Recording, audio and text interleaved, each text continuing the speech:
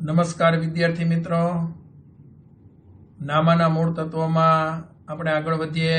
પ્રકરણ 2માં આપણું ભાગીદારી પેઢીના વાર્ષિક હિસાબોમાં આજે છે વિદ્યાર્થી મિત્રો આપણો લેક્ચર નંબર 11. આજે તમારે ખાસ ધ્યાન આપવાનું છે. આજે આપણે પાકું સરવૈયું લેવાના છીએ. દરેક દાખલામાં પાકું સરવૈયું આવવાનું જ છે. એટલે પાકા સરવૈયાનું ફોર્મેટ છે આપણે સરસ ખાસ તૈયાર કરવાનું છે. બરાબર. તો આપણે છેલ્લા જે હમણાં થોડા લેક્ચર્સ ભણ્યા બધા, એમાં આપણે વેપાર ખાતું જોયું, નફા નુકસાન ખાતું જોયું, પછી નફા નુકસાન ફાળવણી ખાતું અને ભાગીદારોના મૂડી ખાતા એટલે કે અસ્થિર મૂડી પ્રથા, પછી નફા નુકસાન ફાળવણી ખાતું, ભાગીદારોના મૂડી ખાતા અને ભાગીદારોના ચાલુ ખાતા એટલે કે સ્થિર મૂડી પ્રથાનો આપણે અભ્યાસ કર્યો. અને હવે આજે આપણે જોવાના છીએ પાકું સરવૈયું. બરાબર. તો પાકા સરવૈયામાં બરાબર ધ્યાન આપજો. ઓકે. તો પાકું સરવૈયું છે એમાં તમારે આ રીતના ડ્રો કરવાનું છે. પહેલાં કેવી રીતના ડ્રો થાય છે એ તમે ખાસ જોઈ લ્યો. તો આ રીતે પાકું સરવૈયું છે એ ડ્રો કરવામાં આવશે.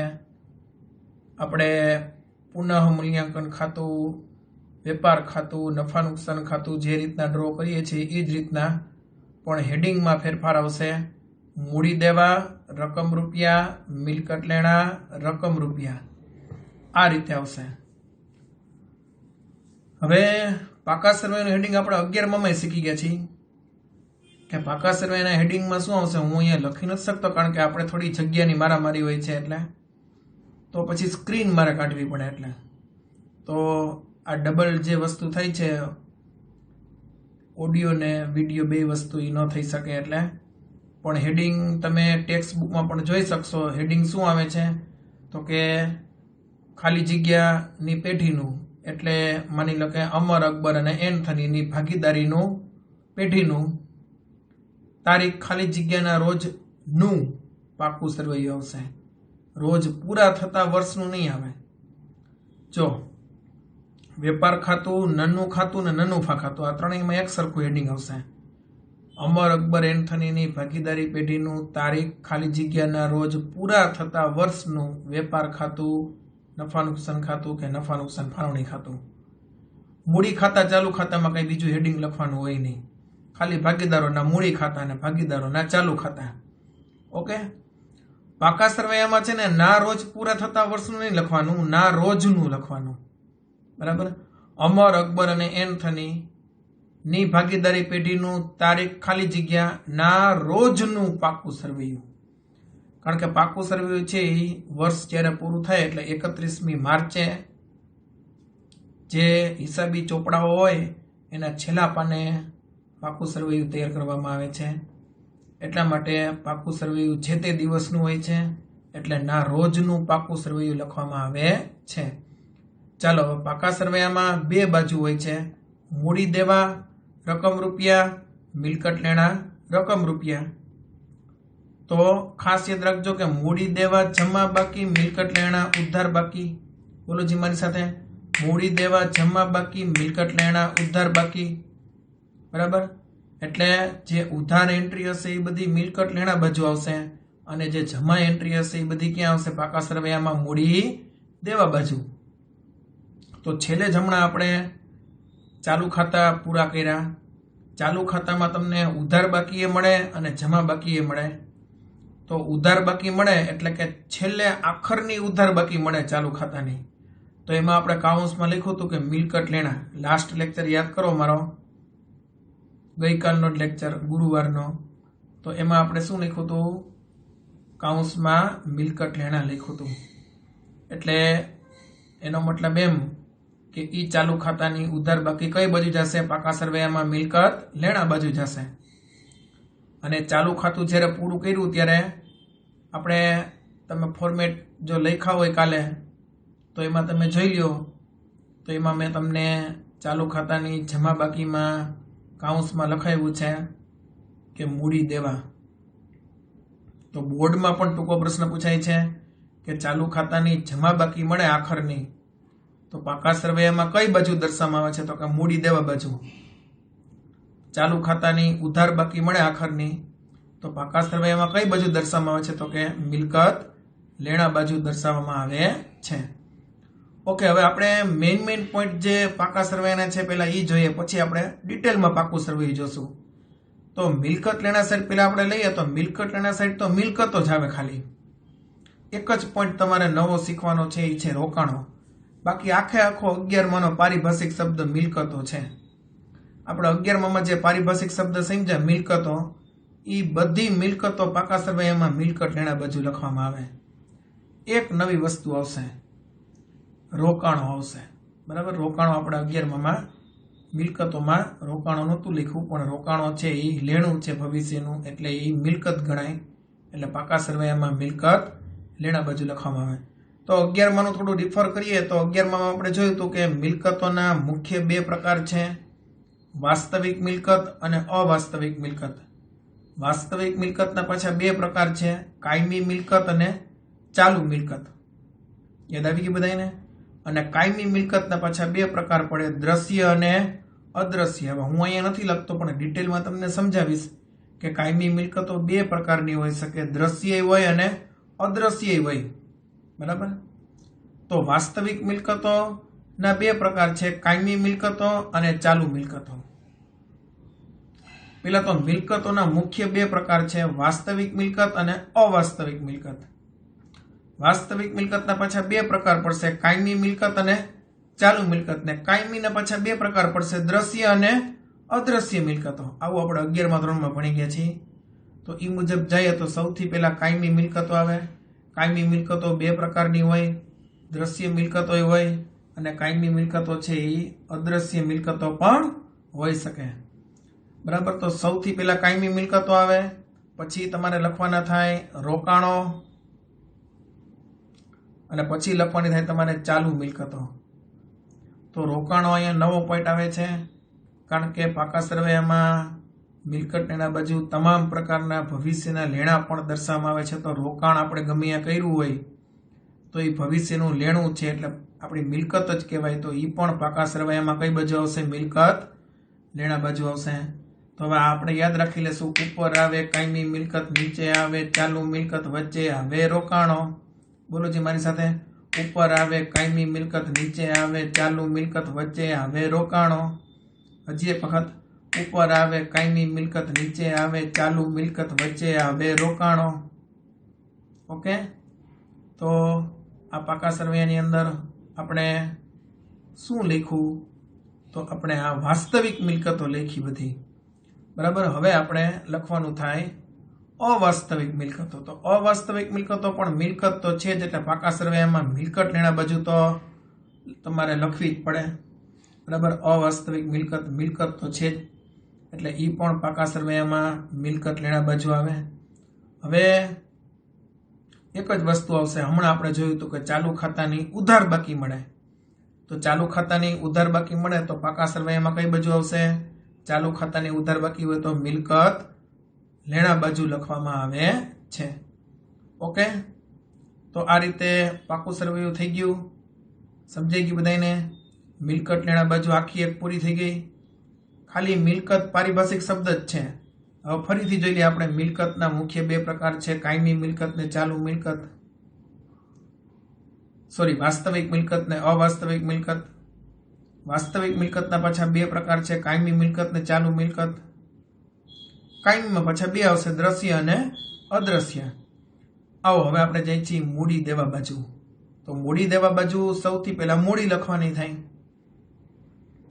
તો મૂડીની અંદર આપણે જોયું હતું કે ભાઈ બે ભાગીદાર એક્સ અને વાય, તો એની મૂડી છે એ બે અંદરના કોલમમાં લખીને પછી એને સરવાળો આઉટર કોલમમાં લખવાનો। ઓકે, મૂડી લેખા પછી બીજું શું આવે? તો કે મૂડીની સાથે અનામતો પણ લખવામાં આવે છે। અનામતો કઈ કઈ? તો આપણે પુનર્ગઠનમાં શીખી ગયા છીએ, સામાન્ય અનામત, અનામત ભંડોળ, કારીગર અકસ્માત વળતર ભંડોળ, આકસ્મિક અનામત, આ બધી અનામતો કહેવાય। તો મૂડી પછી અનામત આવે ને હવે આવશે દેવા। તો દેવા પાછા બે પ્રકારના આપણે 11માં પારિભાષિક શબ્દ શીખી ગયા, જવાબદારી કે દેવું। બે પ્રકારનું હોય, બિન ચાલુ દેવા અને ચાલુ દેવા। અથવા તો લાંબા ગાળાના દેવા અને ટૂંકા ગાળાના દેવા, બિન ચાલુ કે લાંબા ગાળાના દેવા અને ટૂંકા ગાળાના કે ચાલુ દેવા. તો પછી એ બે દર્શાવવામાં આવશે. એટલે બિન ચાલુ દેવા અને પછી આવશે ચાલુ દેવા. ઓકે. હવે એક જ વસ્તુ આવશે, ચાલુ ખાતાની જમા બાકી મળે. જો સ્થિર મૂડી પ્રથા હોય તો જ આવે, નહીતર ન આવે. સ્થિર મૂડી પ્રથા અપનાવવામાં આવે તો ચાલુ ખાતાની જમા બાકી લખવામાં આવશે. તો ચાલુ ખાતાની જમા બાકી આપણે છેલ્લે જે કાલે જોયું હતું એમાં એક્સની આપણને ઉધાર બાકી મળી હતી, એટલે એ મિલકત લેણા સાઈડ જાય, અને વાયની આપણને જમા બાકી મળી હતી, એટલે કઈ બાજુ જાય? પાકા સરવૈયામાં મૂડી દેવા બાજુ જાય. ઓકે. તો પાકા સરવૈયાનું આ મુખ્ય ફોર્મેટ થયું. હવે આપણે ડિટેલમાં બધું જોઈ છીએ, એક પછી એક જોઈએ. તો પહેલા લઈએ આપણે, બે બાજુનો સરવાળો હંમેશા સરખો આવે.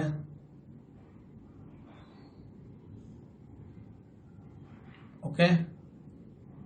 હવે આપણે મિલકતો લઈ છીએ. તો મિલકતોમાં સૌથી પહેલા આવે છે કાયમી મિલકતો. તો વિદ્યાર્થી મિત્રો, કાયમી મિલકતોના બે પ્રકાર છે, દ્રશ્ય મિલકતો અને અદ્રશ્ય મિલકતો. હવે દ્રશ્ય મિલકતો છે, તો દ્રશ્ય મિલકતની અંદર જમીન, મકાન, પટ્ટે રાખેલ મિલકત, મશીનરી, યંત્રો, ફર્નિચર, વાહનો અને ઢોર ઢાખર, આટલી દ્રશ્ય મિલકત થશે. બરાબર. તો જમીન, મકાન, પટ્ટે રાખેલ મિલકત, મશીનરી, યંત્રો, ફર્નિચર, વાહનો અને ઢોર ઢાખર, આ બધી કેવી મિલકતો છે? તો કે એક વખત લીધા પછી એનો વપરાશ લોંગ ટાઈમ સુધી કરવાનો હોય, એટલે એ કાયમી મિલકત છે. બીજું, આપણે બધી મિલકતો જોઈ શકીએ છીએ, ટચ કરી શકીએ છીએ, સ્પર્શ કરી શકીએ છીએ, એટલે દ્રશ્ય મિલકત છે. બરાબર. હવે જોઈએ અદ્રશ્ય મિલકતો. અદ્રશ્ય મિલકતમાં તમારે 4 યાદ રાખવાની છે: પાઘડી, પેટર્ન્સ, ટ્રેડમાર્ક અને કોપીરાઇટ. તો આ 4 જ અદ્રશ્ય મિલકતો છે. તે તમે આ 4 જ યાદ રાખજો: પાઘડી, પેટર્ન્સ, ટ્રેડમાર્ક અને કોપીરાઇટ. ઓકે. તો પાઘડી, પેટર્ન્સ, ટ્રેડમાર્ક, કોપીરાઇટ 4 અદ્રશ્ય મિલકત. દ્રશ્ય મિલકત, અદ્રશ્ય મિલકત. બરાબર. એટલે કાયમી મિલકત પૂરી થઈ ગઈ.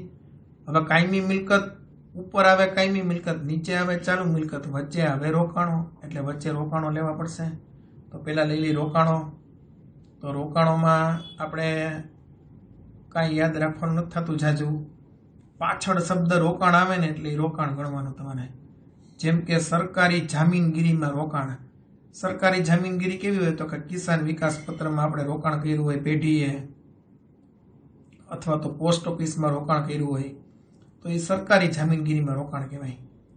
અને ભાગીદારી પેઢી પાસે જે કર્મચારીનું ફંડ છે, જેને પ્રોવિડન્ટ ફંડ કહી છીએ આપણે, તો ભાગીદારી પેઢી શું કરે? તો કે કર્મચારી વતી એનું રોકાણ કરી આપે છે, તો એને કહેવાય છે પ્રોવિડન્ટ ફંડના રોકાણો. તો આ રીતે રોકાણો પણ એક પ્રકારની મિલકત છે, એટલે પાકા સરવૈયામાં આવશે મિલકત લેણા બાજુ. ઓકે. પાછળ શબ્દ રોકાણ આવે એટલે એ રોકાણ છે, એટલે પાકા સરવૈયામાં મિલકત લેણા બાજુ લખવાનું. હવે જોઈએ છીએ આપણે ચાલુ મિલકતો. આમાં ખાસ ધ્યાન આપજો. હવે કાયમી મિલકતો જે આપણે જોઈ ને, એ કેવી હોય? તો કે એનો વપરાશ આપણે લોંગ ટાઈમ માટે કરવાનો હોય, એટલે એની વેલ્યુ છે ને એમાં વારંવાર ફેરફાર ન થાય. રોજબરોજના વ્યવહારોને કારણે એની વેલ્યુમાં ફેરફાર ન થાય, એટલે એને કાયમી મિલકત કહેવાય. હાલતા આપણે જમીન, મકાન, પ્લાન્ટ, યંત્રો, ફર્નિચર, વાહનો લીધે નથી રાખવાના. એક વખત લીધું એટલે એનો લોંગ ટાઈમ સુધી વપરાશ કરવાના છીએ, એટલે એ કાયમી મિલકત છે, જેની કિંમતમાં વારંવાર ફેરફાર નથી થતો.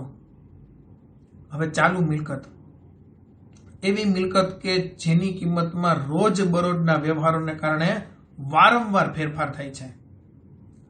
જેમ કે ધંધામાં રોકડ પડી હોય તો રોકડ સિલક, તો એ ચાલુ મિલકત છે. એ જ રૂપિયા બેંકમાં પડ્યા હોય તો બેંક સિલક, તો એ ચાલુ મિલકત છે. હવે તમે જાણો છો કે ધંધાની અંદર મોટા ભાગે રોકડ વ્યવહાર થતા હોય, તો રોકડ વ્યવહાર થાય એટલે શું થાય, કાં તો પૈસા રોકડા આવે ને કાં તો ચેકથી પૈસા આવે, અથવા તો આપણે ચૂકવણા કરવાના થાય તો રોકડેથી ચૂકવીએ અથવા તો ચેકથી રકમ ચૂકવીએ. હવે આવા વ્યવહાર તો ધંધામાં સતત ચાલુ જ હોય. એના કારણે શું થાય તો કે ધંધાની જે રોકડ સિલક છે અને બેંકની અંદર જે આપણી બેંક સિલક છે એમાં સતત ફેરફાર થાય. એટલે મિલકત છે પણ એની કિંમત બદલાતી રહે છે, એટલે એ ચાલુ મિલકત છે. એવી રીતના ધંધાની અંદર માલ સ્ટોક તો પડ્યો જ હોય, તો એ જે ધંધામાં માલ સ્ટોક પડ્યો છે વર્ષના અંતે, જેને આખર માલનો સ્ટોક કહેવાય, તો એ આખર માલનો સ્ટોક છે એ પણ એક પ્રકારની મિલકત છે. પણ તમે જાણો છો કે આપણે રોજ હિસાબ કરતા હોય એટલે શું થાય તો કે આખર માલના સ્ટોકની કિંમત રોજ બદલાતી રહેતી હોય, કારણ કે માલની સતત ખરીદી ને માલનું સતત વેચાણ ચાલુ હોય કે નહીં. એટલે આજે આખર માલનો સ્ટોક આટલો હોય, કાલ પછી જુદો હોય, એની કિંમત વારંવાર બદલાઈ રાખે. તો આખર માલનો સ્ટોક છે એ એક પ્રકારની ચાલુ મિલકત છે. ઓકે, રોકડ સિલક, બેંક સિલક, માલ સ્ટોક 3 થઈ. હવે આપણે જેને ઉધાર માલનું વેચાણ કર્યું છે તો એ જે વ્યક્તિઓ છે એને આપણે હિસાબી ચોપડામાં દેવાદારો તરીકે લખીએ છીએ. તો દેવાદારો છે ને એ પણ એક પ્રકારની ચાલુ મિલકત છે. કેવી રીતે ચાલુ મિલકત થાય દેવાદારો છે? તો દેવાદારો પાસેથી આપણે ભવિષ્યમાં તો પૈસા લેવાના ને, તો એ આપણી એક પ્રકારની મિલકત છે. હવે ચાલુ મિલકત કેવી રીતના થાય તો કે ધંધામાં સતત ઉધાર માલનું વેચાણ થતું જ હોય. હવે ઉધાર માલનું વેચાણ થાય એટલે દેવાદારો વધતા જ જાય. અને સામે પાછા અમુક દેવાદારો આપણને પૈસા દેતા જ જાય. જૂના જે દેવાદારો હોય એટલે દેવાદારોની કિંમતમાં પણ વધઘટ થયા રાખે, એટલે એની કિંમત પણ ટૂંકા ગાળામાં બદલાય છે. એટલે એ પણ એક પ્રકારની ચાલુ મિલકત છે. દેવાદારો પછી આવે છે લેણી હુંડી. દેવાદારોની અંદર એવી વ્યક્તિઓ કે જેના ઉપર આપણને ભરોસો ન હોય, અથવા તો આપણે કોઈને ઉધાર માલ વેચ્યો હોય અને સામેથી આપણને પૈસા આપવા માટે રાજી ન હોય, તો આપણે શું કરવું પડે, એની પાસેથી આપણે તારીખ માંગવી પડે કે ભાઈ કઈ તારીખે પૈસા આપશો અમને. તો આજે માની લો કે 29 તારીખ થઈ હોય કે 30 તારીખ થઈ હોય, એટલે આપણે એને એમ કહીએ કે ભાઈ 10 તારીખે પૈસા દઈ દેવાના, બોલો હાલો. એટલે એ કે ડન. તો એમ મોટા મોટ ડન ન હાલે, આપણે એના પાસે લખાણ કરાવીએ. એટલે આપણે પૈસા લેવાના છે એટલે આપણે લખાણ લખવું પડે.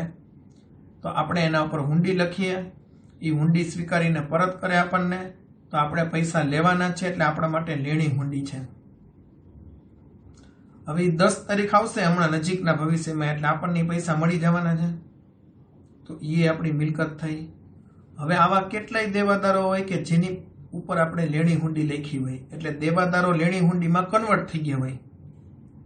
તો એના હિસાબે શું થાય, લેણી હુંડી વધતી જાય, અને સામે પછી એની જ્યારે તારીખ ફિક્સ આવે ત્યારે પૈસા આપણને મળી જાય. એને પાકિયા તારીખ કહેવાય, તો પાકિયા તારીખે આપણને પૈસા મળતા જાય. એમ પછી લેણી હુંડી ઘટતી જાય. તો લેણી હુંડીની કિંમતમાં પણ વારંવાર ફેરફાર થાય છે, એટલે એ પણ એક પ્રકારની ચાલુ મિલકત છે. તો આ 5 ખાસ યાદ રાખજો: રોકડ સિલક, બેંક સિલક, માલ સ્ટોક, દેવાદારો, લેણી હુંડી. બરાબર, તો આ બધી ચાલુ મિલકતો છે. રોકડ સિલક, બેંક સિલક, માલ સ્ટોક, દેવાદારો, લેણી હુંડી. ઓકે, આટલી ચાલુ મિલકત કમ્પ્લીટ બધાને. હવે આના સિવાય 4 વસ્તુ તમારે યાદ રાખવાની છે. આપણે 4 વસ્તુ જોઈએ, તેમાંથી 2 આ બાજુ આવશે, 2 મૂડી દેવા બાજુ આવશે. કઈ 4 વસ્તુ જોઈ હતી? ચૂકવવા બાકી ખર્ચ એટલે દેવું, અગાઉથી ચૂકવેલ ખર્ચ એટલે લેણું, મળવા બાકી આવક એટલે લેણું, અગાઉથી મળેલ આવક એટલે દેવું. આમાં હું 2 વાર લેણું બોલ્યો. મળવા બાકી આવક એટલે લેણું, તો એ આવક આપણને નજીકના ભવિષ્યમાં જ મળી જવાની છે, એટલે એ ટૂંકા ગાળાની મિલકત છે, એટલે એને ચાલુ મિલકત તરીકે ઓળખવામાં આવે છે. તો પછીનું પોઈન્ટ આવશે મળવા બાકી આવકો. વિદ્યાર્થી મિત્રો, સ્ક્રીનમાં લખવામાં મારાથી મિસ્ટેક થઈ ગઈ છે. મળવા બાકી આવકો પછી અગાઉથી ચૂકવેલ ખર્ચ તમે સમજજો. અહીંયા ભૂલથી ચૂકવવા બાકી ખર્ચ લખાઈ ગયો છે. જે તમારે કરેક્શન કરીને અગાઉથી ચૂકવેલ ખર્ચ લખવાનો છે। અગાઉથી ચૂકવેલ ખર્ચ એટલે લેણું, તમે કરેક્શન કરી નાખજો આમાં। મળવા બાકી આવક એટલે લેણું, અગાઉથી ચૂકવેલ ખર્ચ એટલે લેણું। તો આ પણ ટૂંકા ગાળાની મિલકતો છે એટલે ચાલુ મિલકતો છે। મળવા બાકી આવક આપણને મળવાની જ છે, ટૂંકા ગાળામાં લેવાની જ છે, એટલે એક પ્રકારનું લેણું છે, એટલે મિલકત તો છે પણ ટૂંકા ગાળાની છે। અગાઉથી જે આપણને આવક મળી હોય એ કેટલો ટાઈમ અગાઉથી મળી ગણાય?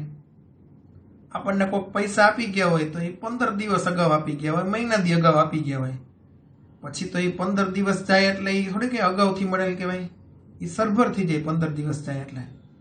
તો કોઈ પણ પ્રકારની આપણને અગાઉથી જે આવક મળી હોય એ અગાઉથી આવક મળી, એવી રીતના આપણે અગાઉથી કોઈને ખર્ચે ચૂકવો હોય।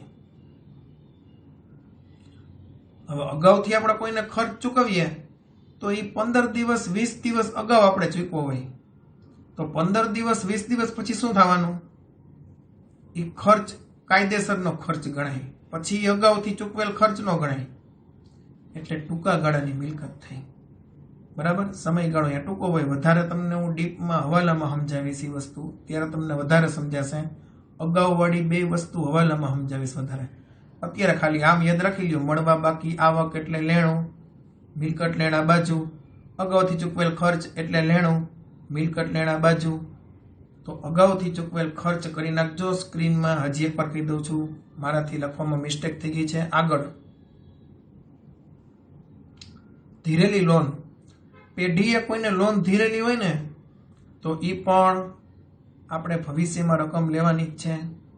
તો નજીકના ભવિષ્યમાં આપણે લોન કાંઈ આપતા ન હોય, બહુ બધાને આપી હોય તો મહિનો 2 મહિના માટે આપી, આપણે કાંઈ બેંક નથી, આપણે તો ભાગીદારી પેઢી છીએ।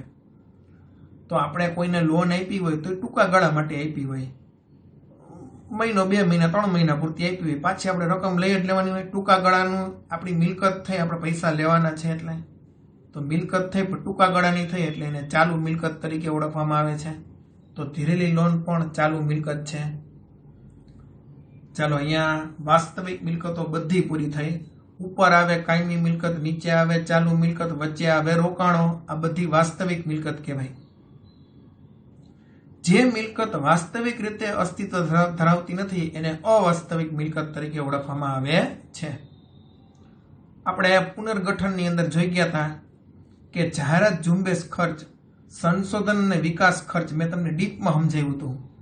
તો આ બે ખર્ચ કે નુકસાન છે ખરેખર, પણ એનો લાભ કંપનીને લોંગ ટાઈમ સુધી મળવાનો છે, એટલે મિલકત છે પણ ખરેખર મિલકત નથી, એટલે જ એનું નામ છે અવાસ્તવિક મિલકત। બરાબર, તો જાહેરાત ઝુંબેશ ખર્ચ, સંશોધન અને વિકાસ ખર્ચ, અને આ સિવાય સ્થાપના ખર્ચ કે પ્રાથમિક ખર્ચ, જ્યારે ધંધાની સ્થાપના કરી હોય ત્યારે આપણે ઘણો બધો ખર્ચ કર્યો હોય, એક્સ્ટ્રા ખર્ચ કર્યો હોય, તો આ જે ખર્ચ છે ને એનો લાભ આપણને લોંગ ટાઈમ સુધી મળવાનો। ઘણા ઉદ્ઘાટનમાં 2 લાખ રૂપિયા વાપરી નાખે, શું કામ? એને તો કે લોકો એક વખત આઈસ્ક્રીમ ખાઈ જાય, ભજીયા ખાઈ જાય તો પછી વસ્તુ લેવા આવવાના જ છે।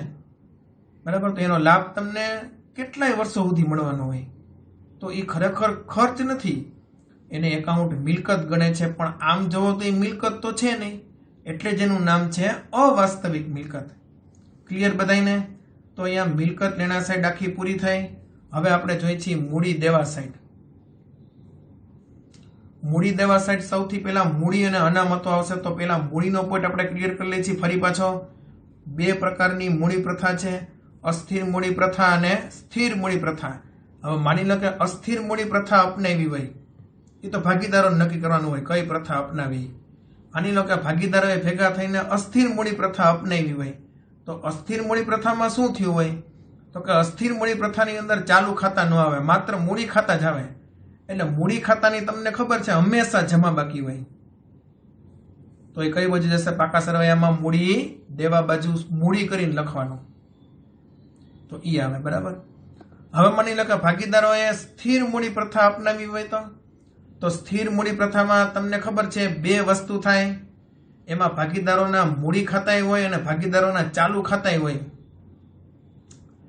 હવે જો સ્થિર મૂડી પ્રથા હોય તો સ્થિર મૂડી જે ભાગીદારોના મૂડી ખાતામાંથી મળે છે, આપણે જોયું હતું ને, બા લાવીએ બા લઈ ગયા સીધું ખાતું બંધ, કાલે જોયું હતું ને આપણે, તો એ બા લાવીએ બા લઈ ગયા સીધું ખાતું બંધ, એ સ્થિર મૂડી કહેવાય, સ્થિર મૂડી ખાતું કહેવાય. તો એ મૂડી પણ પાકા સરવૈયામાં મૂડી દેવા બાજુ મૂડી કરીને જ લખવામાં આવે છે. હવે તો કે જો ચાલુ ખાતા હોય, સ્થિર મૂડી પ્રથા હોય એટલે પાછા ચાલુ ખાતાની બાકી આવે. હવે ચાલુ ખાતાની બાકી તો બે પ્રકારની હોય, ઉધાર બાકી હોય, જમા બાકી હોય. ઉધાર બાકી મળે તો મિલકત લેણા બાજુ, અને જમા બાકી મળે તો પાકા સરવૈયામાં મૂડી દેવા બાજુ લખવામાં આવે છે. તો એ આપણે હમણાં ફોર્મેટમાં જોઈ ગયા છીએ એટલે એની ચર્ચા હવે બહુ નથી કરતા આપણે. ઓકે, હવે આવે છે અનામતો. અનામતોમાં કંઈ મારે તમને જાજુ સમજાવવાનું નથી, કારણ કે આપણે પુનર્ગઠનમાં શીખી ગયા છીએ કે અનામતો છે તો એ આપણે બધી જોઈ ગયા હતા કે સામાન્ય અનામત છે, અનામત ભંડોળ છે, કારીગર અકસ્માત વળતર ભંડોળ છે, આકસ્મિક અનામત છે, રોકાણ વધઘટ ફંડ છે. તો આ બધી અનામતો છે એક પ્રકારની. અનામતો છે એ મૂડીની નીચે જ લખવામાં આવે છે, મૂડી ને અનામતો, બરાબર.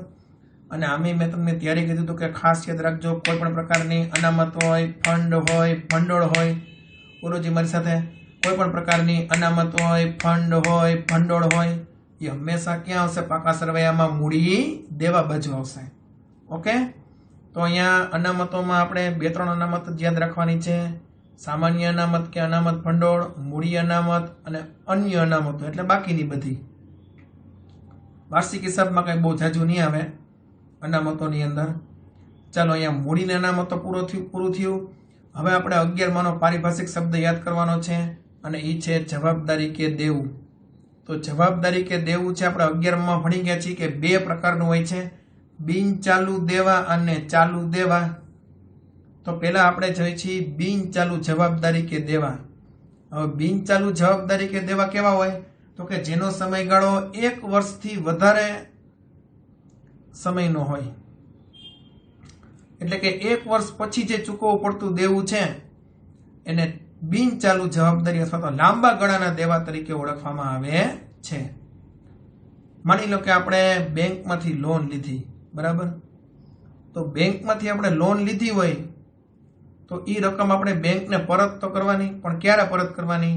2 વર્ષ, 4 વર્ષ, 5 વર્ષ માટે આપણે લોન લીધી હોય તો એ 2-4 વર્ષ પછી ચૂકવવાની, એટલે 1 વર્ષથી વધારે સમયગાળો થઈ ગયો, એટલે એને બિન ચાલુ દેવું કે બિન ચાલુ જવાબદારી કહેવાય, અથવા તેને લાંબા ગાળાનું દેવું પણ કહેવાય, બરાબર. આ સિવાય લાંબા ગાળાના દેવામાં શું આવી શકે?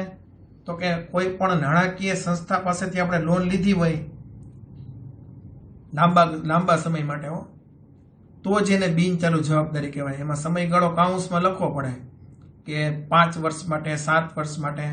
નાણાકીય સંસ્થા પાસેથી આપણે લાંબા સમય માટે લોન લીધી હોય, ફાઇનાન્શિયલ કંપની કોઈ પણ હોય એની પાસેથી, તો એ પણ આપણે આપણી જવાબદારી છે ચૂકવવાની, ભવિષ્યમાં 1 વર્ષ પછી ચૂકવવાની છે, એટલે લાંબા ગાળાનું દેવું છે, બિન ચાલુ જવાબદારી છે. આ સિવાય પેઢીના જે માલિકો છે એના મિત્રો હોય તો એની પાસેથી આપણે લોન લીધી હોય લાંબા સમયગાળા માટે, એમાં પણ સમયગાળો દર્શાવવો જરૂરી છે. તો એ પણ ભવિષ્યની લાંબા ગાળાની જવાબદારી છે, તો એ બિન ચાલુ જવાબદારીમાં એનો સમાવેશ કરવામાં આવે છે. ઓકે, તો આ બિન ચાલુ જવાબદારી અહીંયા પૂર્ણ થાય છે. હવે લઈએ છીએ આપણે ચાલુ જવાબદારીઓ. સોરી, એક બાકી રહી છે, ભાગીદારની લોન. બહુ મહત્વનો પોઈન્ટ છે. પેઢીને પૈસાની જરૂર હોય ત્યારે પેઢી સૌથી પહેલા કોને કહેશે? અમર અકબર એન્થનીને કહે, જે ધંધાના માલિકો છે એને. એન્થની પૈસા વાળો હોય તો એન્થની પાસેથી પેઢી લોન લે તો એને કહેવાય ભાગીદારની લોન. હવે એ જે લોન છે ને એ લોંગ ટાઈમની જ હોય, હંમેશા 1 વર્ષ પછીની જ ચૂકવવાની હોય. પેઢીને પૈસા ક્યારે પરત કરવાના હોય? તો કે 1-2 વર્ષ, 4-5 વર્ષ, 10 વર્ષ પછી પરત કરવાના હોય. તો એ હંમેશા લાંબા ગાળાની હોય, તો એ પણ બિન ચાલુ જવાબદારીની અંદર આવશે. અને આ જે ભાગીદારની લોનનું વ્યાજ છે એ ભાગીદારની લોનમાં પ્લસ થાય, અહીંયા પણ લખી શકાય. પછી આમાં એવું ન હોય કે પાકા સરવૈયામાં તમારે એવું ન હોય, બિન ચાલુ જવાબદારીને બદલે એમાં એકાદી ચાલુ જવાબદારી લખાઈ ગઈ હોય, કાંઈ વાંધો નહીં. તમને ખાલી એટલી ખબર પડવી જોઈએ કે આ દેવું છે, દેવું મૂડી દેવા બાજુ આવવું જોઈએ, બસ. એ તમારી એન્ટ્રી જોવે બોર્ડવાળા છે બરાબર, પેપર ચેક કરતા હોય ત્યારે। હવે આપણે ચાલુ જવાબદારીમાં જઈએ છીએ। તો ચાલુ જવાબદારી કેવી હોઈ શકે? તો જેમ માલનું વેચાણ કરીએ તો એને દેવાદારો કહેવાય, એમ ઉધાર માલની ખરીદી કરીએ, ઉધાર માલનું વેચાણ કરો તો એને દેવાદારો કહેવાય, એમ ઉધાર માલની ખરીદી કરીએ તો એ જે વ્યક્તિઓ છે એને લેણદારો તરીકે હિસાબી ચોપડામાં નોંધવામાં આવે છે। હવે આ જે લેણદારો છે એને આપણે પૈસા દેવાના છે।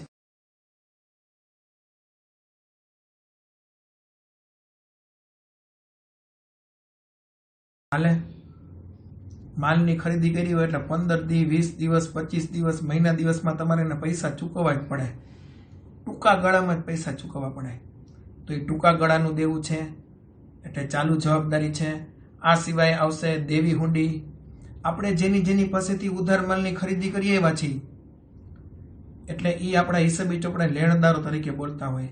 હવે એમાંથી કોઈ લેણદાર આપણને આવીને એમ કે ભાઈ તમે પૈસા ક્યારે આપશો, લખીને દ્યો, તો આપણે એને કહે કે ભાઈ લખવું તમારે પડે, તમારે પૈસા લેવા છે એટલે એ લખશે, જેને લેવાના હોય ને એ લખે, આપણે તો દેવાના છે એટલે એ આપણા ઉપર હુંડી લખશે। આપણે હુંડી સ્વીકારીને પરત કરશું તો આપણે પૈસા દેવાના છે એટલે આપણા માટે દેવી હુંડી કહેવાય। તો લેણદારો દેવી હુંડીમાં કન્વર્ટ થઈ ગયા। તો ઈ રકમ જે તારીખ હોય ને એ ટૂંકા ગાળાની જ હોય તો ઈ પણ ચાલુ જવાબદારીની અંદર આવશે। તો લેણદાર અને દેવી હુંડી પણ ચાલુ જવાબદારી છે। વિદ્યાર્થી મિત્રો આ 4 પોઈન્ટ ખાસ યાદ રાખજો, દરેક દાખલામાં આવશે। લેણદાર એટલે દેવું અને દેવાદાર એટલે લેણું। બોલો જી મારી સાથે, લેણદાર એટલે દેવું અને દેવાદાર એટલે લેણું। પછી લેણી હુંડી એટલે લેણું અને દેવી હુંડી એટલે દેવું, લેણી હુંડી એટલે લેણું અને દેવી હુંડી એટલે દેવું, આટલી ખબર પડવી જોઈએ। દેવાદાર એટલે લેણું, મિલકત લેણા બાજુ, લેણદાર એટલે દેવું, મૂડી દેવા બાજુ, લેણી હુંડી એટલે લેણું, મિલકત લેણા બાજુ, દેવી હુંડી એટલે દેવું, મૂડી દેવા બાજુ આવે। ઓકે, આગળ જઈએ તો ચૂકવવા બાકી ખર્ચ આપણે જોઈ હતી ને 4 વસ્તુ। ચૂકવવા બાકી ખર્ચ એટલે દેવું, નજીકના ભવિષ્યમાં જ ચૂકવવાનો હોય તો દેવું તો છે જ એટલે મૂડી દેવા બાજુ આવે। નજીકના ભવિષ્યમાં એટલે ટૂંકા ગાળામાં ચૂકવવાનો છે એટલે ટૂંકા ગાળાનું દેવું થયું, ચાલુ જવાબદારી થઈ। એવી રીતના અગાઉથી મળેલ આવક હોય, અગાઉથી મળવા બાકી આવક એટલે લેણું, અગાઉથી મળેલ આવક એટલે દેવું।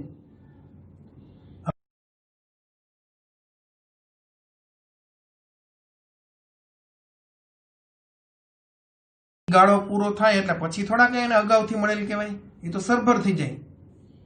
તો ટૂંકા ગાળામાં જ અગાઉથી મળેલ કહેવાય તો એ પણ ટૂંકા ગાળાનું દેવું છે એટલે ચાલુ જવાબદારી છે। એ વધારે હું તમને દાખલામાં સમજાવીશ। અગાઉથી મળેલ આવક એટલે દેવું, અત્યારે ખાલી એટલું યાદ રાખજો। બેંકમાં આપણા પૈસા પડ્યા હોય તો એ બેંક સિલક છે, પણ ઘણી વખત એવું થાય કે બેંકમાં આપણા ખાતામાં 20,000 પડ્યા હોય અને આપણે 40,000 રૂપિયાનો ચેક લખવો હોય, 50,000 રૂપિયાનો ચેક લખવો હોય તો 30,000 તો આપણા ખાતામાં છે નહીં, ઘટે છે બરાબર। 20,000 પડ્યા છે પણ માથેના 30,000નું શું કરશું? તો બેંકને આપણે વિનંતી કરી કે ભાઈ અમે તમારી સાથે આટલા બધા વ્યવહારો કરીએ છીએ તો તમે આ 30,000 રૂપિયા અમારા વતી ચૂકવી દેશો। તો બેંક હા પાડે એટલે એને ઓવરડ્રાફ્ટ મંજૂર થયો કહેવાય। પછી આપણે ચેક લખી અને જેને 50,000 રૂપિયા દેવાના છે એને ચેક આપી દઈ। એ વ્યક્તિ 50,000 રૂપિયા વટાવા જશે જ્યારે બેંકમાં ચેક લઈને, ત્યારે બેંકવાળા શું કરશે તો કે 20,000 આપણા ખાતામાંથી ઉડાડી દેશે, ઝીરો બેલેન્સ કરી નાખશે અને 30,000 રૂપિયા આપણા ઓવરડ્રાફ્ટ ખાતે લખશે।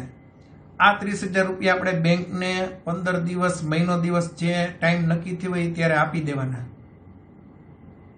તો એ ટૂંકા ગાળામાં જ બેંકને આપણે દેવાના હોય, એમાં કઈ બેંકને આપણે એમ ન કહીએ કે આવતા વર્ષે માગજો।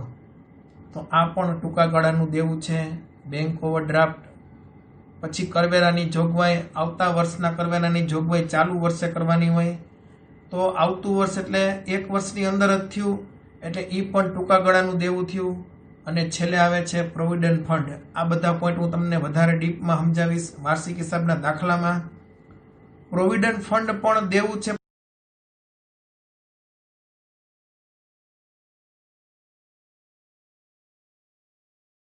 એની કિંમતમાં ફેરફાર થાય છે. એટલે શું કામ? મને તો કે ગમે ત્યારે કર્મચારીના દીકરા દીકરીને સગપણ કરવાનું હોય, લગ્ન કરવાના હોય, વિદેશ ભણવા જવાનું હોય, આકસ્મિક કંઈક બીમારી આવી જાય તો એને પૈસાની જરૂર પડે એટલે એને પ્રોવિડન્ટ ફંડમાંથી રકમ ચૂકવવી જ પડે પેઢીને. તો એની વેલ્યુમાં વારંવાર ફેરફાર થાય છે. 1 વર્ષની અંદર ફેરફાર થઈ જાય છે. એટલે પ્રોવિડન્ટ ફંડ ટૂંકા ગાળાનું દેવા તરીકે એટલે કે ચાલુ જવાબદારી તરીકે લખવામાં આવે છે. ભાગીદારની લોનનું વ્યાજ ભાગીદારની લોનમાં પ્લસ કરો તો પણ ચાલે અને અલગથી નીચે લખો ચાલુ જવાબદારી તરીકે તો પણ ચાલે. બરાબર. તો ભાગીદાર પાસેથી લોન લઈએ હોય આપણે એન્થની પાસેથી, તો એન્થનીને વ્યાજ તો ચૂકવવું પડે કે નહીં? બરાબર. તો એ પણ આપણે 1 વર્ષની અંદર ચૂકવવાનું છે. ચાલુ જવાબદારી છે તો અહીંયા જવાબદારી કે દેવું પૂર્ણ કરીએ છીએ આપણે, એટલે કે આખું પાકું સરવૈયું આપણે પૂર્ણ કર્યું. તો આશા રાખું છે કે આપને પાકું સરવૈયું સરસ મજાનું સમજાઈ ગયું હશે. તો આપ સૌ વિદ્યાર્થી મિત્રોનો ધન્યવાદ. Thank you very much. અસ્તુ. જય હિન્દ, જય ભારત. સરસ મજાનું એક વખત પાકું સરવૈયું લખી નાખજો.